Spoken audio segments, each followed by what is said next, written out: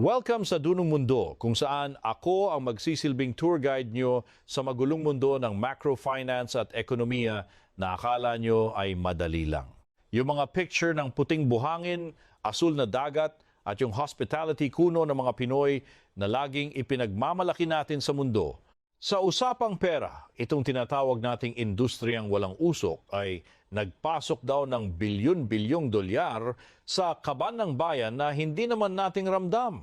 Ang pagdagsa ng mga turista ay nagbibigay daw ng kabuhayan sa milyon-milyong pamilya mula sa mga bundok ng Luzon hanggang sa mga baybayin ng Mindanao, pampalubag-loob lang bato.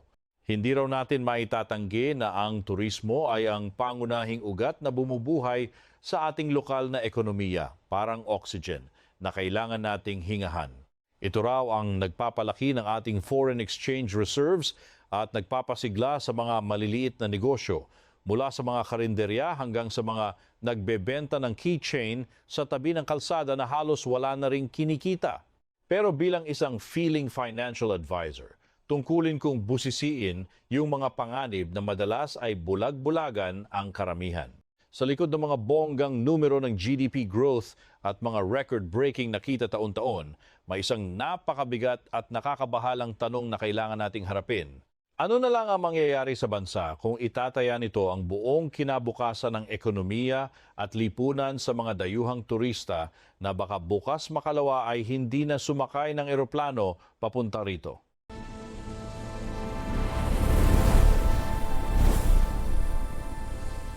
Sa mundo ng macrofinance, ang sobrang pag-asa sa iisang sektor lang ay tinatawag na concentration risk o sa madaling salita, huwag ilagay ang lahat ng itlog sa isang basket.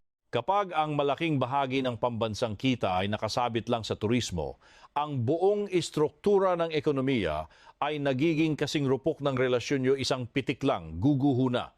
Ang mga bansang umaasa lang sa gastos ng mga dayuhan ay parang isinusuko ang kanilang soberanya sa pera sa mga bagay na wala silang kontrol, gaya ng krisis, pandemya o kung biglang magbago ang trip ng mga turista.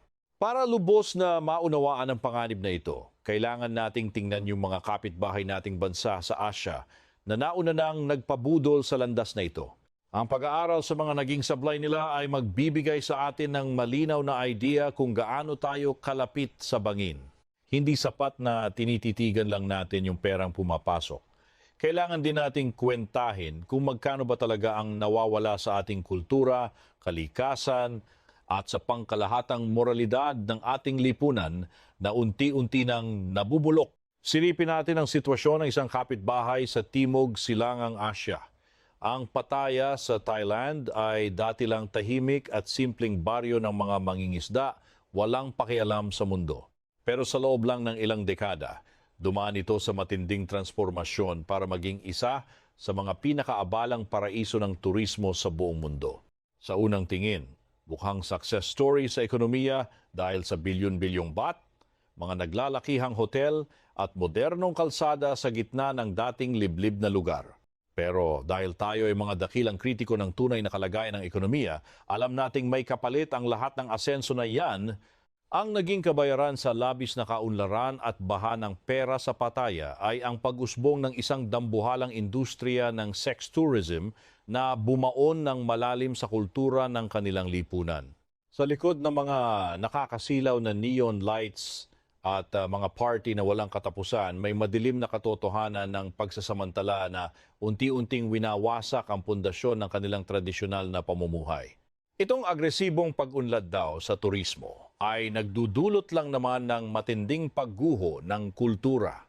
Kasabay ng pagpasok ng dayuhang dolyar ay ang paglala ng problema sa human trafficking at ang garapalang pang-aabuso sa mga pinakamahihirap at pinakamahina sa lipunan.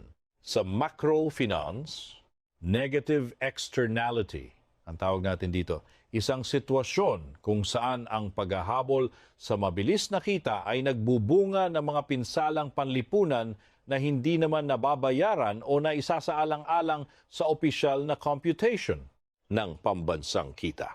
Sino nga ba talaga ang nakikinabang sa ganitong sistema? Ang malalaking bulto ng pera ay dumadaloy lang naman sa bulsa ng mga dambuhalang korporasyon at mga dayuhang mamumuhunan na nagmamay-ari ng mga resort at entertainment complex, habang ang yaman ay naiipon sa itaas. Ang imahe ng buong rehiyon ay nababahiran ng mga negatibong pananaw at maling paghusga mula sa buong mundo.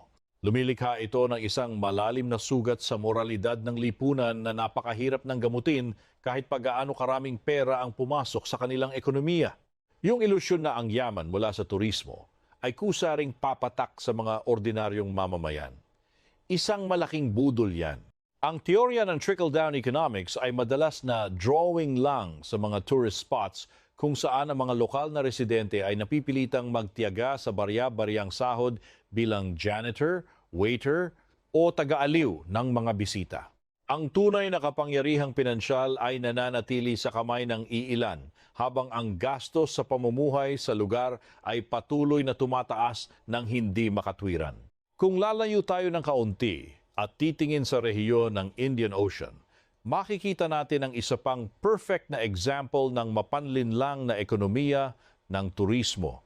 Ang Maldives ay laging bida sa mga magazine bilang isang dream destination para sa mga mapera na kilala sa kanilang mga nakamamanghang luxury resort na nakalutang sa ibabaw ng asul na karagatan.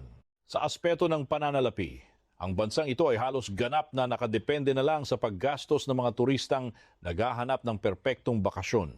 Pero siyempre, ang bawat ilusyon ng pagiging perpekto ay may nakatagong dumi. Para mapanatili ang aesthetic at magandang imahe ng mga resort na ito, kailangan ng isang dambuhalang sistema ng pamamahala sa likod ng mga kamera. Ang mga turistang nagbabayad ng libu-libong dolyar kada gabi ay walang kaalam-alam sa dami ng basurang nililikha ng kanilang marangyang lifestyle. Ang macroeconomic impact ng pag-aayos sa mga basurang ito ay isang malaking pabigat sa kaban ng bayan na madalas ay itinatago sa publiko. Sa likod ng perpektong ilusyong ito ay ang hubad na katotohanan tungkol sa Tilafushi, ang tinaguriang isla ng basura ng Maldives. Ang islang ito ay patuloy na nahihirapan at nasisira dahil sa pag-ako nito sa daan-daang tonelada ng mga nakalalasong basura at toxic waste na araw-araw na inilalabas ng mga luxury resort. Ang pinsala sa kalikasan ay isang economic deficit na hindi makikita sa mga financial statement ng mga hotel, pero ito ay isang utang na babayaran ng mga susunod na henerasyon ng mga mamamayan doon. Bilang mga feeling financial advisors, sinusukat natin ang tunay na halaga ng yaman hindi lang sa pera kundi pati na rin sa yamang likas. Ang patuloy na pagkasira ng mga coral reef, ang pagdami ng microplastic sa karagatan, at ang pagkalaso ng lupa ay nagpapababa sa kabuuang net worth ng isang bansa. Kapag ang kapaligiran ay tuluyan ng nasira, mawawala rin ang mismong dahilan kung bakit pumupunta ang mga turista. Ito ay isang klasikong halimbawa ng isang negosyong unti-unting kinakain ang sarili nitong puhunan. Pero mas nakakakilabot pa sa polusyon ng kalikasan ang dumi sa loob ng lipunan nila. Ang pilit at pekeng pag-unlad ng turismo sa Maldives ay di man sadyang nagpalalim sa bangin na naghihiwalay sa mga bilyonaryo at sa mga hampas lupa. Habang ang mga may-ari ng resort ay nalulunod na sa pera, ang mga ordinaryong tao ay nagsisiksikan sa mga masisikip na isla, pilit na humahabol sa presyo ng bilihin na pang-turista ang level pero pang-alipin ang bulsa. Ang lala ng gap sa antas ng pamumuhay na ito ang nanganak sa isang mapanganib na underground economy.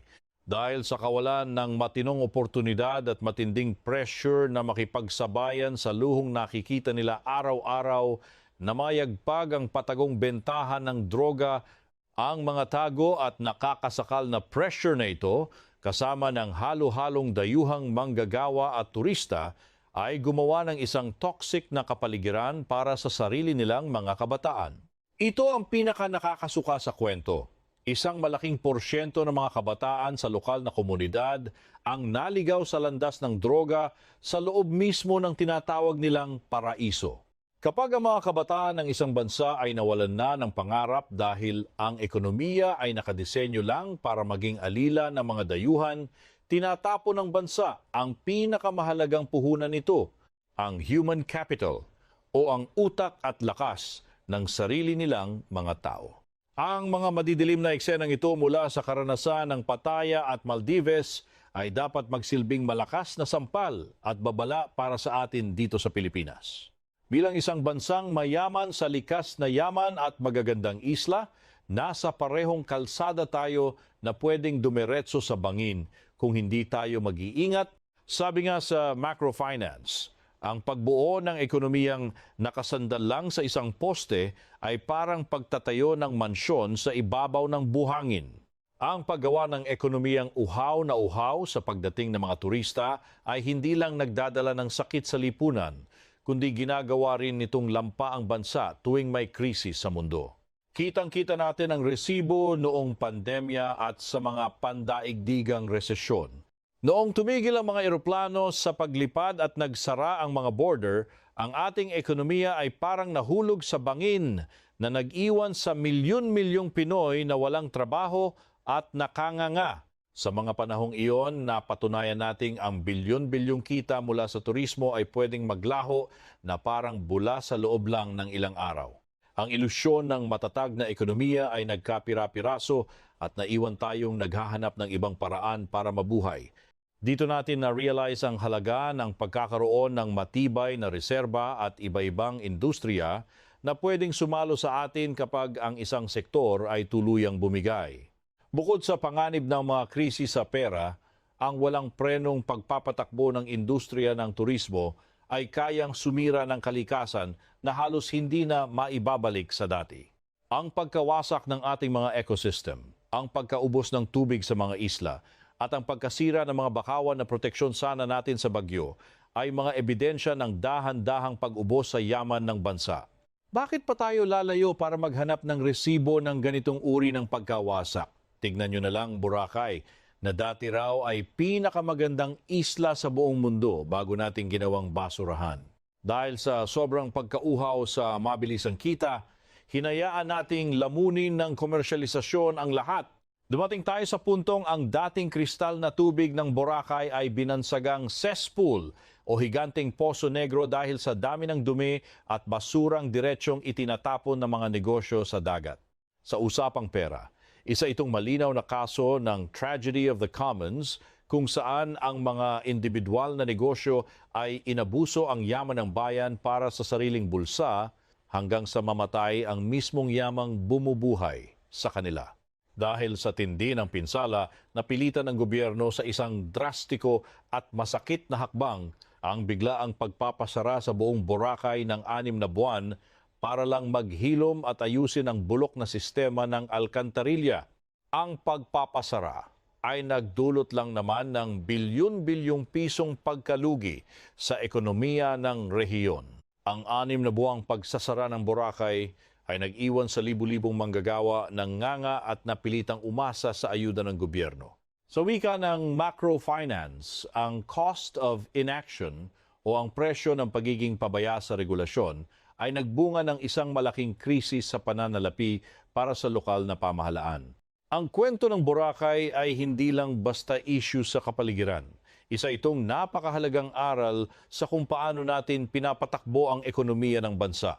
Kung ang kapalit ng paglago ng GDP ay ang tuluyang pagkabulok ng ating mga likas na yaman, kung gayon ang tinatawag nating pag-unlad ay isang malaking budol na nagbabaon sa atin sa utang na hindi mababayaran ng kahit anong pera. Dito sa dunong mundo, lagi nating pinapaalalahanan ng lahat na ang tunay na yaman ay nasa pangmatagalang katatagan. Panahon na para baguhin ang ating pananaw mula sa pagiging tourist-centric patungo sa isang community-centric na pamamahala ng ating mga yaman. Ang konsepto ng sustainable development o likas-kayang pag-unlad ay hindi lang isang magandang salita para sa mga report. Isa itong mahigpit na pangangailangan sa larangan ng macrofinance. Ibig sabihin nito ay pamumuhunan sa mga infrastrukturang nagpoprotekta sa kalikasan gaya ng mga modernong water treatment facility at renewable energy para sa mga resort. Seryosohin daw natin ang konsepto ng carrying capacity yung limitasyon kung hanggang kailan lang kayang tiisin ng kalikasan ang ating pagiging gahaman bago ito tuluyang masira. Dapat matuto ang gobyerno na magpatupad ng mahigpit na limitasyon sa bilangan ng mga turista kahit mabawasan ang kikitain sa ngayon para naman hindi tayo tuluyang mabaon sa utang sa kalikasan sa hinaharap. Ang unang batas sa investment ay huwag ilagay ang lahat ng itlog sa iisang basket pero mukhang mahilig tayong sumugal sa iisang baraha lang. Hindi tayo dapat makontento sa pagiging bansa na taga-silbi lang at taga-provide ng magagandang background sa Instagram ng mga dayuhang bisita. Kailangan nating ibaling ang atensyon at pondo sa pagpapalakas ng ating sektor ng agrikultura imbes na puro resort at mall ang inuuna. Sa pamamagitan ng pagbibigay ng makabagong teknolohiya at sapat na puhunan sa ating mga magsasaka, baka sakaling mabawasan ang pagiging dependent natin sa mga imported na produkto. Ang isang malakas na sektor ng agrikultura ay lilikha ng mas maraming trabaho sa mga lalawigan para hindi na kailangang makipagsiksikan ng mga tao sa mga sentro ng turismo para lang mabuhay. Pangalawa, baka pwedeng mamuhunan naman tayo ng malaki sa teknolohiya at inobasyon para hindi tayo laging huli sa balita. Ang pagbuo ng isang knowledge-based economy ay magbibigay sa ating mga kabataan ng pagkakataon na makipagsabayan sa pandaigdigang merkado nang hindi kailangang lumayas ng bansa o magsilbi bilang mga waiter sa mga resort. Ang paghikayat sa mga lokal na startup at pagpapalakas ng ating IT at software development sector ay lilikha ng mga trabahong may kwenta na hindi basta-basta guguho tuwing may pandemya o pabago-bagong ihip ng hangin sa turismo. Pangatlo, kailangan nating buhayin ang ating sektor ng pagmamanupaktura imbes na puro export lang ng mga hilaw na materyales o lakas paggawa. Sa halip na maging supplier lang ng sangkap, dapat tayong lumikha ng mga dekalidad na produkto rito mismo sa ating sariling bansa. Ang isang matatag na base ng pagmamanupaktura ay nagbibigay ng matibay na pundasyon para sa export, nagpapalakas sa halaga ng ating pera at nagpapababa ng ating trade deficit. Ito ay isang uri ng paglago na hindi nakasalalay sa kung gaano kaganda ang tingin ng mga dayuhan sa ating mga tanawin. Habang pinapalawak natin ang ating ekonomiya, ang mahigpit na pagtatayo at pagpapatupad ng mga hindi matitinag na pader at batas upang protektahan ang ating kalikasan at kultura ay dapat maging prioridad, hindi lang drawing. Ang mga patakarang ito ay hindi mga hadlang sa pag-unlad. Sa halip, ito ang nagsisilbing insurance policy na nagtitiyak na ang ating mga yaman ay mananatiling buo para sa mga susunod na henerasyon ng mga Pilipino. Hindi pwedeng ubusin natin ang lahat ngayon at iwanan silang nganga sa hinaharap. Kasama sa mga pader na ito ang pagtatanggol sa ating sariling pagkakakilanlan laban sa mga gustong bumili nito. Ang mga lokal na komunidad ay dapat bigyan ng kapangyarihan at boses sa pagpapasya kung anong uri ng turismo ang papayagan sa kanilang mga lugar. Hindi natin dapat isuko ang ating mga tradisyon at moralidad para lamang makasunod sa gusto ng mga dayuhan sa pananaw ng pananalapi. Ang isang matatag na kultura ay lumilikha ng isang nagkakaisang lipunan na siya namang nagiging batayan ng isang matatag na pambansang ekonomiya. Kailangan din palang protektahan ang mga alipin ay manggagawa pala sa sektor ng turismo. Kailangan ng mga batas na hindi lang pang-display para masiguradong nakakatanggap sila ng sahod na hindi nakakahiya, maayos na benepisyo at security sa trabaho na hindi parang bula. Ang pagpapatupad ng mga minimum wage laws na base sa totoong presyo ng bilihin sa mga tourist hotspots ay para maiwasan ang sana all na sitwasyon sa Maldives at Pattaya kung saan ang mga lokal ay nganga sa hirap habang ang mga turista ay nalulunod sa luhong nakapaligid sa kanila. Isang henyong tool sa macrofinance ay ang pagbubuwis ng tama.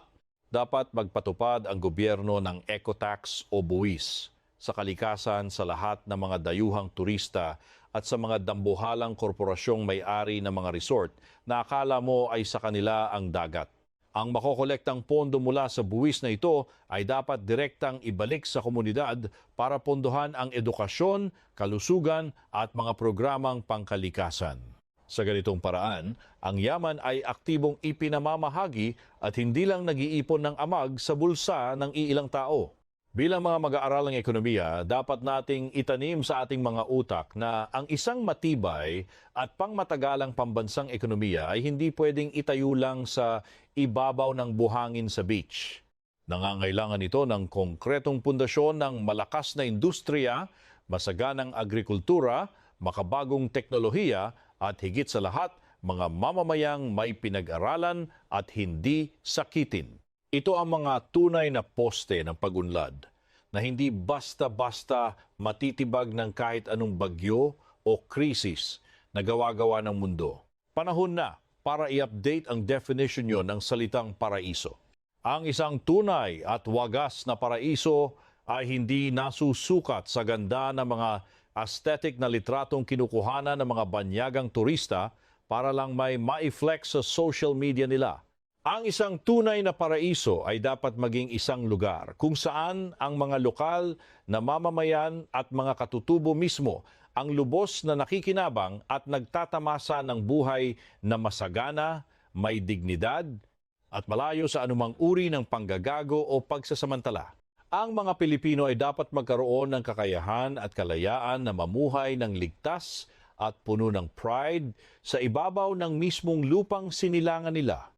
Hindi natin dapat hayaan na ang ating mga kababayan ay magmukhang mga invisible people o mga anino na ang tanging silbi sa mundo ay ang magsilbi, mangaliw at sumunod sa bawat trip ng mga dayuhang bisita. Ang bansa natin ay atin at ang kayamanan nito ay dapat munang magsilbi sa pag-angat ng buhay ng bawat Pilipino. Ang tagumpay ng pagbabagong ito ay nakasalalay sa kamay ng ating gobyerno at sa seryosong pagpapatupad ng mga polisiya. Ang mga pinuno natin sa ekonomiya ay dapat magkaroon ng tapang na tanggihan ang mga dayuhang investment na kahit mukhang malaking pera, ang kapalit naman ay ang pagkasira ng ating kalikasan at kultura. Ang pamumuno sa macrofinance ay hindi lang tungkol sa pagpapalaki ng mga numero sa papel para magmukhang magaling, kundi tungkol sa paggawa ng mga desisyong may moralidad. Pero hindi lang ito puro sisi sa gobyerno. Tungkulin din ito ng bawat isa sa atin. Bilang mga Pilipino, dapat tayong maging mas mapanuri at maging marites na may pakialam sa mga nangyayari sa ating mga komunidad. Kailangan nating suportahan ang mga lokal na negosyo na marunong rumespeto sa kalikasan at nagbibigay ng tamang sahod sa kanilang mga manggagawa. Ang ating paggastos ay may kapangyarihang diktahan ang direksyon ng ating ekonomiya. Bawat pisong nilalabas natin ay isang boto para sa kinabukasan na gusto natin. Kailangan din nating titigan ng maigi itong tinatawag na Foreign Direct Investment o FDI sa sektor ng turismo. Baka kasi masilaw lang tayo sa kinang ng dolyar. Bagamat kailangan natin ng puhunan, dapat nating siguraduhin na hindi tayo ang dehado sa mga kontrata. Ang gobyerno ay dapat maglatag ng mga kondisyong pipilit sa mga dayuhang kumpanya na magbahagi ng teknolohiya at talino sa mga lokal na manggagawa, imbes na gawin lang ang bansa nating murang tambayan para sa kanilang mga kliyente. Ang FDI ay dapat maging partner sa pag-asenso, hindi sugar daddy na mapagsamantala. Kapag hindi tayo nag-ingat, ang sobrang pag-asa natin sa turismo at perang dayuhan ay magiging modernong anyo lang ng pananakop o ang sosyal na tawag ay neo-kolonyalismo. Imbes na mga sundalo, pera ang gamit ng mga dayuhan para kontrolin ang ating mga lupa, diktahan ang ating mga batas at lasingin ang ating kultura. Sa huli, magmumukhang turista ang mga Pilipino sa sarili nilang bayan na walang karapatang magdesisyon para sa sarili nilang kinabukasan. Ito ang tunay na horror story. Isipin niyo ang isang Pilipinas na may matinong ekonomiya. Isang bansa kung saan ang turismo ay palamuti lang sa halip na siyang tanging haligi na nagpapatayo sa atin. Sa ganitong sitwasyon, ang turismo ay magiging totoong palitan ng kultura kung saan ang mga bisita ay dumarating para matuto at rumespeto sa ating pamumuhay, hindi para mag-iwan lang ng basura at pagpiestahan ang ating kahinaan. Ito ang uri ng turismo na may dignidad at nagpapayaman sa ating pagkatao. Para mangyari ito, ang edukasyon sa pera at ekonomiya ay hindi lang basta mahalaga, kundi kailangan. Ito ang dahilan kung bakit kaming mga bida sa dunong mundo ay walang sawang nagpapaliwanag ng mga nakakahilong isyu ng macrofinance. Kapag ang bawat mamamayan ay naiintindihan na kung paano umiikot ang pera at kung ano ang tunay na epekto ng mga patakarang pang-ekonomiya, magkakaroon tayo ng lakas na maningil ng pananagutan mula sa mga leader nating mahilig sa drawing. Ang kaalaman ang tanging sandata natin laban sa mga mahilig mangbudol at mangapi. Nanawagan tayo sa mga lokal na opisyal mula sa mga munisipyo hanggang sa pambansang antas. Tigilan na ang pag-ahente sa ating mga isla para lang sa mabilisang kita. Maging matapang naman kayo sa pagpapatupad ng mga batas pangkalikasan. Protektahan ang mga mahihirap na komunidad mula sa pagpapalayas para lang bigyang daan ang mga dambuhalang resort. Ang legacy nyo ay hindi susukatin sa dami ng hotel na naipatayo nyo, kundi sa kalidad ng buhay ng mga taong pinagsilbihan nyo. Piliin nyo naman ang kinabukasan ng Pilipino. Bilang pagbubuod, ang pagiging paraiso ng turismo ay hindi naman masama sa ganang sarili nito. Ang nagiging toxic ay kapag ang paghahabol sa paraisong ito ay nagbubulag sa atin sa mga panganib ng pagiging palaasa, pagkasira ng kalikasan at pagkawala ng ating sariling pagkakakilanlan. Natuto na tayo sa Pattaya, Maldives at pati na sa sarili nating Boracay na ang ekonomiyang walang pakialam sa kalikasan at lipunan ay siguradong gumuho. Ang tunay na pagunlad ay dapat damang-dama ng buong bayan at ng mga mamamayan. May oras pa para baguhin ang ating landas. Biniyayaan ang Pilipinas ng ganda na hindi matatawaran, pero ang pinakamalaking asset natin ay nananatiling ang ating mga tao.